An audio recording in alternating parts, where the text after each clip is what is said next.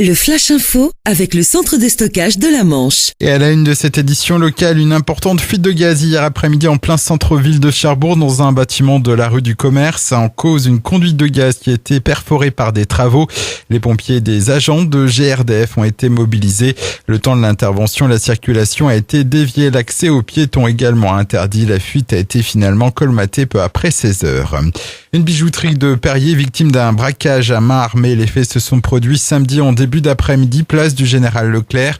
Deux hommes cagoulés, dont au moins l'un muni d'une arme, sont entrés dans le commerce et se sont attaqués à l'employé seul au moment des faits.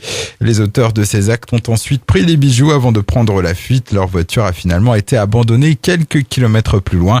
Le préjudice n'est pas encore estimé, mais il pourrait s'élever à plusieurs milliers d'euros.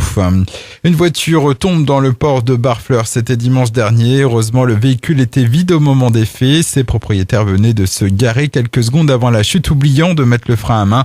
La voiture a été sortie de l'eau dans la soirée à l'aide d'une grue. Après 25 ans de bons et loyaux services, le président de la station SNSM de Fermanville, Daniel Léonard, passe le flambeau à Annie Loridan.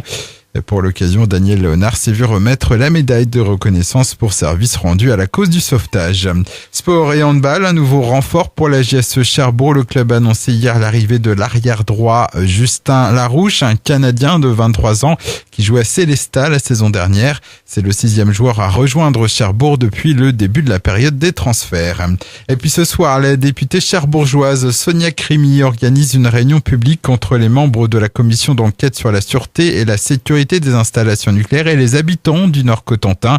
C'est de 18h30 à 20h à la salle Paul-Éluard de Cherbourg. Le Flash Info vous a été présenté par Landra, centre de stockage de la Manche à Digulleville. Pour en savoir plus et visiter notre centre, 0810 120 172, coup d'un appel local.